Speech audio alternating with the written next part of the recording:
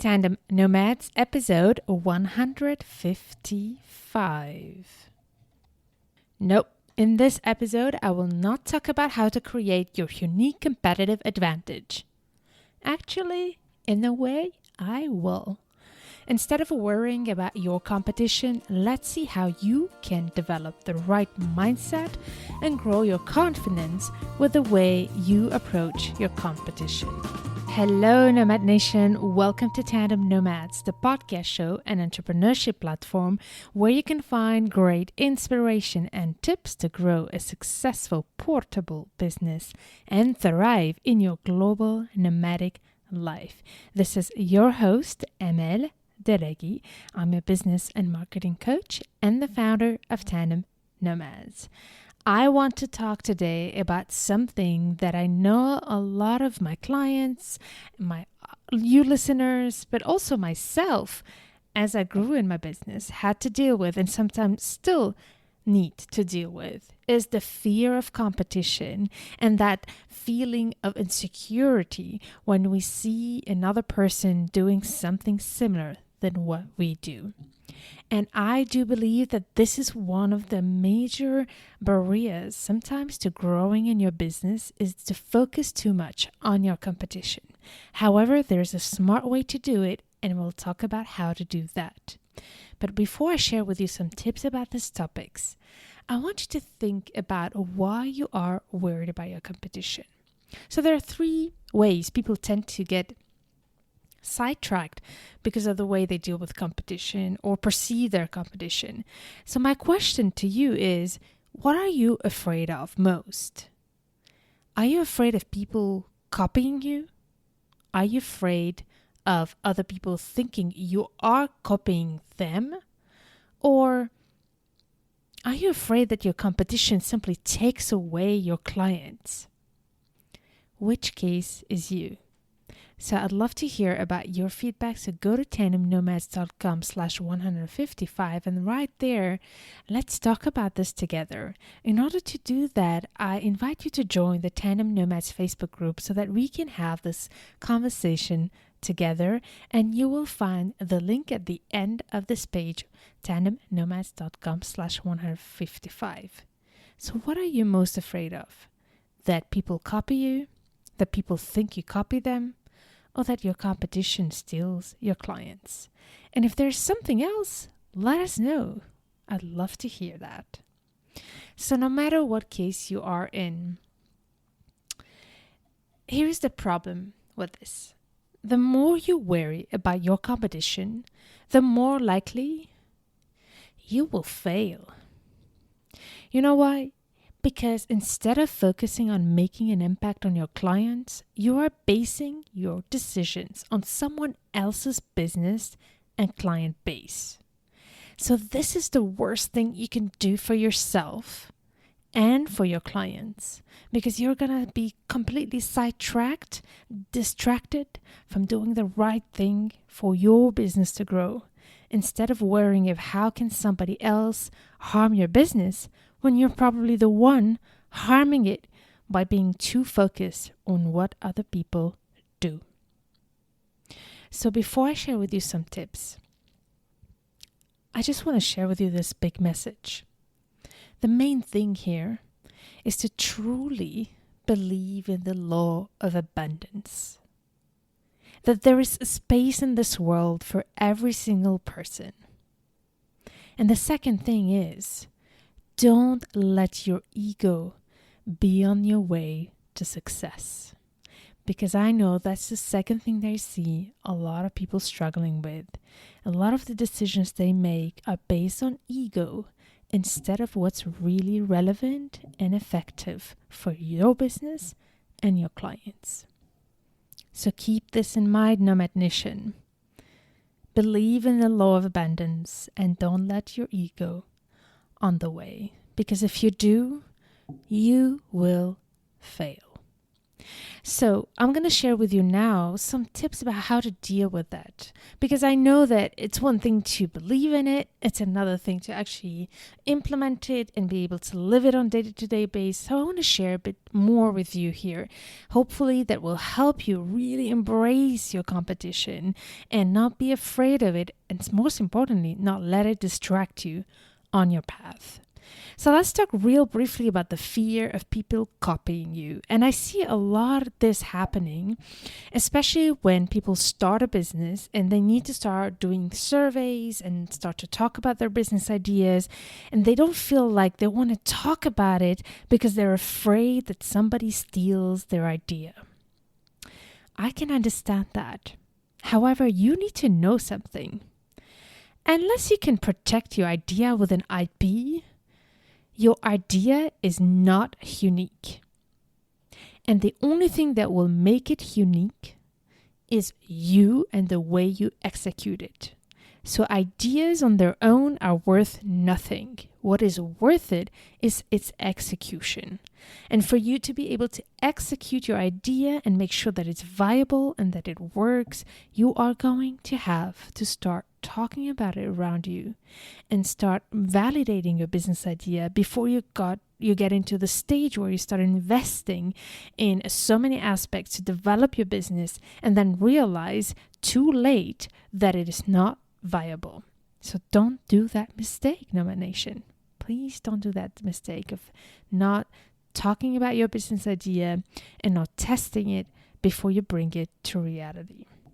Now, let's say that something that is constantly in your mind as you develop your business, but also learn about your business and try to grow in your skills and in your field, you might sometimes not do certain things and not take certain actions because you're afraid that your competition thinks that you are copying them and that you think that they might really resent you for that. So this is another thing I've seen a lot, and I really appreciate when I see my clients and people I meet in general who worry about that. I find that so genuine that you actually care about that because it really proves that you have good intentions. However, this is going also to send you to the failing box. So be careful, Nomad Nation, to not be in that point where you don't do anything because you think you're worried about your competition, thinking that you're copying them, especially if you know them personally. So here, the first thing, you need to stop trying to please people, be it your competition or anybody. That mentality will not get you anywhere. You need to know what you're standing for, what you want to achieve, and when you want to go, and you cannot let what people think about you affect you. So here, I want to send you to an episode where we talked about the imposter syndrome. So I brought a great psychologist, her name is Melissa Parks, and she gave you some tips about how to deal with the imposter syndrome. And I do think that the imposter syndrome and competition are two topics that really go hand in hand. So make sure to tune in that episode, and I will put the link in the show notes of this one. So again, go to tandemnomads.com/155, and in the list of resources, I will put it right there. So first of all, you need to really embrace the fact that you cannot worry too much about what people think about you. And you need to apply the same rules as the first question that I mentioned, or saying a business idea is not unique unless it has an IP. So make sure to embrace that as well on the other side. If somebody has an idea and you find a way to make it better, then do it. Make sure to do it, because there's no reason for you to not bring to the world something that you know how to do better and can help other people to do. But sometimes not even better. Sometimes it's differently. And we'll talk about this later. It's not because something works for one person that it's going to work for another one. So think about that as well. It's not just about you being better than your competition. It's about you being different. So as long as you focus on how different you can be, That's what's going to lead you to attracting the right people in your business, but also not care so much about your competition, thinking that you're copying them, because deep inside, you are a different person and your business will ultimately be a different thing. Actually, on a marketing perspective, I want to also send you to another episode where I share with you how to do a market research and also how to know where you can make a difference with your product or service. So check that out as well in the show notes of this episode, because there is a way for you to understand how you can be different even with the same business idea. And that basically is about really understanding what has worked for the clients of your competition and what has not worked. And it's on the things that do not work, that's where you want to position yourself and make a difference. So that's more on a strategic base, how you can really differentiate yourself. But in any case, don't ever not do something just because you're worried that people think you're copying them. All right? Now let's talk about the fear that people might steal your clients. And here, I have many messages I want to share with you that work for this category, but also for all the others. The first thing is, truthfully, it can sound very basic, but you need to embrace competition. And by that, I mean, you actually need to be grateful that you have a competition. Because if there is a competition, it means that other people have walked the walk before you to actually validate if there's a need for that business idea. So I hope that you, first of all, are embracing competition, but also looking for it. If you're in a market where there's no competition, I would seriously be worried. It means that your business idea is not viable. It's very rare that somebody comes up with an idea that nobody thought about. The point here is to see how you can be different. I'm going to give you the example of being a taxi driver. Obviously, it has been a business that existed for decades, even more. I've never done the research, but the taxi business has always existed. And there is one day a company called Uber that came up with an innovation that disrupted the taxi industry. But that did not reinvent the need of transportation.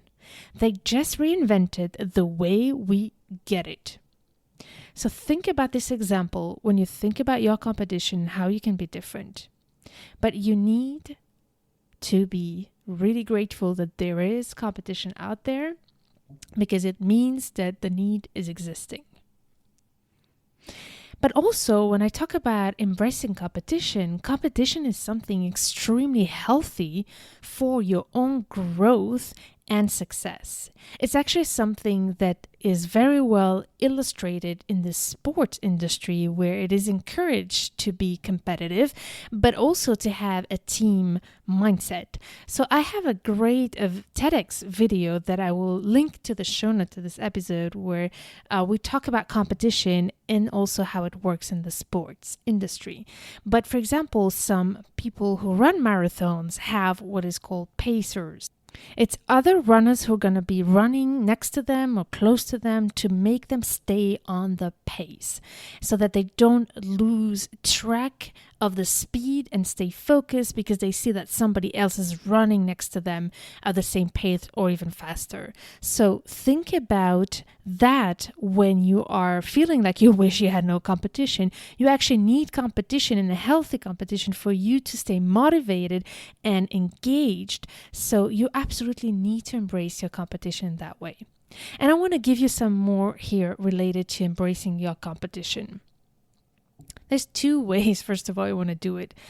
I actually want you to take the habit to congratulate your competition, to build a relationship, a real, true, authentic relationship with your competition. It doesn't mean that you have to share trade secrets. It doesn't have to mean that you have to say everything to your competitor about your business and vice versa, or try to know everything about them.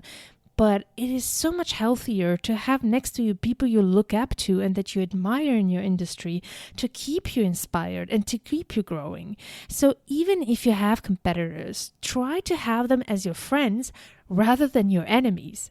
Actually, you might know this saying that says, keep your enemies as close as your friends or even closer.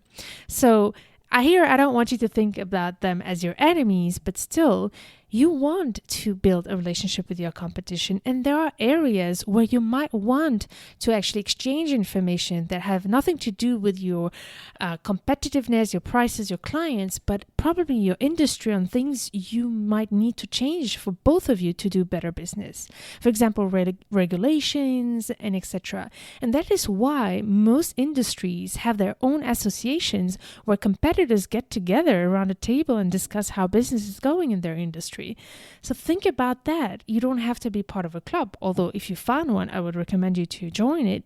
But if you don't want to or don't have that, be closer to your competitors so that you can also grow together and support each other, even if it has nothing to do directly with the revenues and the sales that you make. So on top of embracing by congratulating, supporting, building a relationship, maybe in certain cases you can even collaborate. Sometimes what appears to be a direct competition is in fact not so much of a competition. You might be in the same field as another person, but you might also have a very different competences and different unique value propositions that can be very complementary. And there you have potential for growth. I just want to share with you my example with a friend of mine who became a friend, interestingly enough. You might have heard of Sunday Schneider-Bin, with whom I work very closely. She's a solution-oriented coach and an interculturalist. She's amazing, and she has the same target audience as I do, which is expat spouses, and she helps them reinvent themselves. And obviously, the first sight would definitely make her look or make me look as competition to each other. But we have gone into this path of getting to know each other and learning about our approaches, about how we do our work. Turns out we do things very differently. And more importantly and more interestingly, we are so complementary, which led us to work together in building a program that you might have heard of that's called the Business Idea Accelerator, which is an online course designed to help expats and expat partners and global nomads in general find the right business idea for them and test it before they launch. So Sunday brought all her aspects about confidence, how people get unstuck, and one thing where we overlapped is the mindset. We both are very strong on having and helping people get the right mindset. But then, while she helps people get unstuck, my expertise is in the marketing aspects. So we really could work together to build this program in order to help people and bring them the best of the best in one platform instead of competing with each other. So think about it in your case. And also, again here, don't let your ego on the way, because that is going to really slow you down. I want just to make a side note here. I talked before about the importance to embrace your competition and to also build a relationship and be authentic, etc. But here is another point that I did not mention before about being afraid that people copy you. So I actually want to share with you another example that happened to me and how I dealt with it. So I did not deal with it very well at the beginning, but I'm going to put the stage here. I had two examples where people try to copy me. Actually, I have many examples where people try to copy me, but I have two instances that I remember really well. I have noticed once that a person had copied word for word my motto, which is from from expat spouse to global entrepreneurs. So that's one of the taglines on my website. Also, I have a tagline that I use in the podcast that says turning challenges into opportunities. So in two cases, on one it was online and one it was at an event, I saw two different people actually using exactly my words and knowing exactly that they knew where it came from. So it was very interesting that the first time that I saw a person copy word for word my copywriting on the website, I was enraged. I was so angry. And I was ready to email this person and burst at them, and also even I was considering mentioning the possibility to sue them if they don't take them out. Because that's not okay. That is my work. I work hard to find the right wordings, and even if I didn't work hard, it is my website, and why would you copy it, right? This is not okay. But one thing I decided to do is to not take action while I'm angry. So if that happens to you, don't do that. Don't let your ego, your anger, your emotions lead your actions, because that will probably lead to some more issues and troubles and problems. And here, karma is that this person couldn't last very long. Obviously, you just want to also believe in the universe, because if somebody really intentionally tries to copy you, that just means that they don't have what it takes to succeed. And that's exactly what helped me just pause and just take a distance with the anger I felt. It's like, if this person needs to copy me, I actually feel sorry for this person, because it means that she doesn't have what it needs, or he doesn't have what it needs to really succeed on their own. So, and funny enough, as I said, a few months later, this website was out. The URL wasn't even existing. I don't know what happened with this person. Actually, I have no more idea what happened with this person. And another person also happened to copy exactly what I was saying at a public event. And I was enraged again. I was like, how can this person use my words to explain what he or she does? So I was like, oh my God, I'm going to go to this person and just, I remember going to some friends and saying, this is not okay. I need to do something about that. And then when I observed my behavior, I was like, what's wrong with you? So I really had to go to the bathroom and freshen up and say, it's enough. Like, calm down. First of all, maybe it was genuine. Maybe it was not a copy, but honestly, I don't doubt that. But once I calmed down, I thought about it again. It is the second time it happens, and this person might not need what it takes to succeed. And here, what I did was to reach out to this person, and instead of telling, why do you copy me, is encouraging her and saying, hey, you're just starting at this. What can I do to help? And I can tell you, it makes you feel much better to be in a position where you can help than where you are angry. And I do really believe that if you really want to succeed in this world, you need to put those emotions of anger, jealousy, ego on the side, and almost have a bit of a Dalai Lama approach to this, and believe in the universe that if you want to really be strong in your industry, you need to be in a position where you have empathy, compassion, and try to support each other, even if it's your competition. And so I just want you to think about that. What can you do to help? And I can tell you, that can really surprise the other person. And that can lead to so much respect that they will never try to copy you again. And that's exactly what happened. So I hope I made my point about the mindset you need to get about being afraid about competition being copied, but also having your competition steal your clients by copying what you say and how you sell.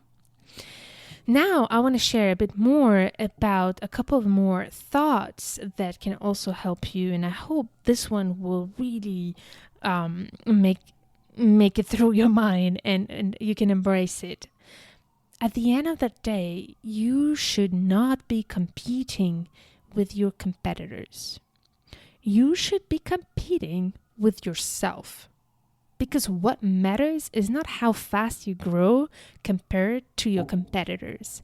It is how fast you grow and how much you grow. It's not so much about speed also, but how much you grow compared to a few months before, a few years before.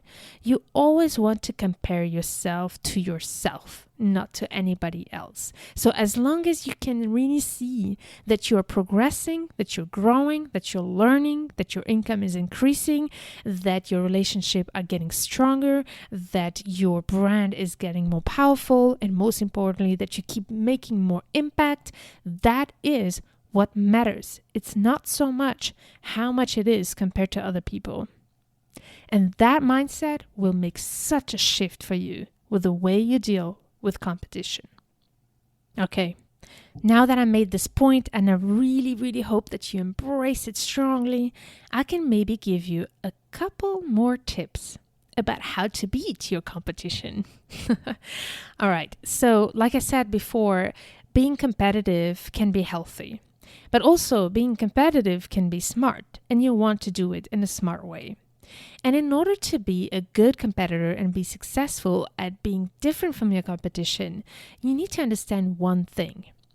Sometimes being different, it's not about competing on the features, the services, or the prices. It is about developing your own unique voice and your own unique brand. I love this quote from Oscar Wilde, who says, "Be yourself because everybody else is taken." So when you try to really grow your business and still be competitive in your market, make sure that you're really aware about your voice, who you are, and who you want to be in this space, instead of comparing the features, the prices, the services that you offer with your competition. Because there's one thing your competition cannot do is be you. So make sure to really embrace who you are. Embrace your power, embrace your voice, embrace your message, embrace the unique impact only you can make. And a final thing about being competitive. Well, not everybody is the right client for you.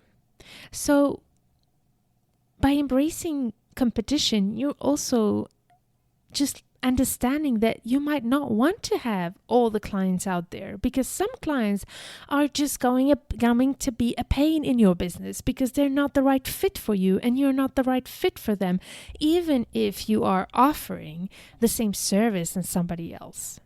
Especially, for example, for those of you who are doing coaching, this is a typical type of business where even if you have competitors, not every coach can fit to everyone. You need to find the people who really can align with your personality, your style, your universe, your branding, your story. So make sure to also realize that it's okay if some people don't go with you and you actually don't want them to come with you, because you won't be able to provide results for them because simply you're not the right person for them. But also they're not the right people for you, because they are going to be the people who will slow your growth if they're not the right fit for you. So embrace that as well, to be confident with your competition. So I shared here with you different tips that I really wanted to make a point about, and I just want to end with an overall mindset that I would like you to adopt. Based on these tips, I still want to share with you 3 main messages. The first one is, keep watching your competition. That's okay, because you're in business, you need to know what's happening in your industry. But here, you want to use it as a source of inspiration, but not a source of copying. It's a source of getting inspired. It's a source of growing. It's a source of understanding what are the trends in your industry, but don't do it to compare it to yourself, and don't do it in a way that it makes you feel down. All right, so keep watching, but just embrace everything else I shared here today so that you can really, really embrace, but also watch what others are doing without feeling it's personal, without feeling it's attacking you personally. And there again, you're going to have to get rid of your ego. Try to watch your competition as a third person who has nothing to do with what you do, but yet interesting enough that you get to learn from other people's growth without copying them.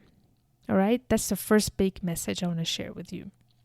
The second, which is exactly the opposite, is stop watching your competition. At some point, you need to go and get stuff done. I'm trying to be polite here. But you need to get work done and you have to focus on yourself. If you keep watching on your social media, on the newsletters and on the market, what other people are doing, it's going to distract you. So when you know that you need to be focused and to get things done, I want you to stop looking at any competition. And for example, you know that on Facebook or any social media, you can actually make somebody's post not show up anymore in your feeds. You can find that out on YouTube how to do it, but make sure to unsubscribe from any newsletter that distracts you from competition, social media. Stop watching and focus on what you have to do. Because if you are focusing too much on your competition, you're actually giving them power. You're giving them the power to rule how you're running your business instead of figuring out what works for you. So stop watching your competition. And one more thing about stopping watching your competition, what you actually have to keep watching and keep focusing on is not your competition. It's your customers. You should keep watching and listening to your customers more intensively than your competition. I hope, Nomad Nation, that you're spending as much time, energy, and focus on really watching your clients and your audience and listening to their needs, building relationship with them, caring for them, than the time that you're spending in worrying about what other people do. Because again, that's going to slow you down if you're not focused on watching your customers rather than competition. Final point before we end, and this is about, again, how to be yourself and how to really be competitive in your market without having to watch your competition. You know what it is? It is knowing your big why. If you know your big why, you will be able to be different by default. Because your big why cannot be the big why of somebody else. You are your own unique person. So figure out what is that unique thing in you that's beyond just the revenue in your business. What is your big vision? What is your big mission statement that is going to be helping you grow in business beyond the features of your product or your services? What is that big vision where you want to take your company and your business on a broad perspective, more than just on the transactional perspective?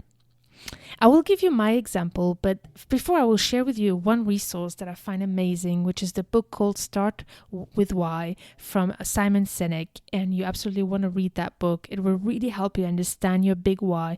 There's a lot of books on that, but this one is one that I particularly recommend. So make sure to check it out. Start with Why. So when I started the podcast show Tandem Nomads, I worked on my own vision and mission statement before I even thought about what I would put in this podcast show. And among a lot of things that I really wanted to do, on top of empowering expat spouses and helping them really build their own source of fulfillment and their own source of revenue, I was like, this, honestly, I can see it happening pretty soon.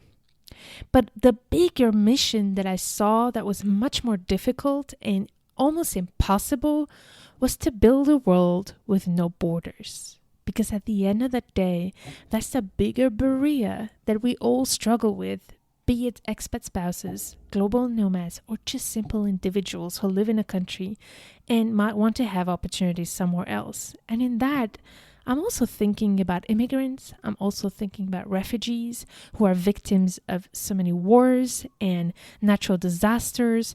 Our world is going in a direction that's sometimes very scary. And having a world that is based on borders, it's really hard to be relevant nowadays because the systems and the way regulations are working are not fitting to the humanity and the human situation we're living in today. So that is the one big thing that I worked on in my mission statement. That is the one big value that I wanted to keep in mind as I grow my business, which allows me and any business who thinks that way to be able to grow and shift the business while still having a direction and not feel lost. So I knew that I had, for example, a lot of competition in the space of expat spouses, and I do focus on that niche, but I know that the more I grow, as long as I keep that big vision ahead of me, that's what will lead me. No matter how I will make revenue out of it. So I want you to think about that. What is that big vision that's very, very pragmatic but still feels unattainable and difficult to reach? Because that's going to lead you in being different in your market.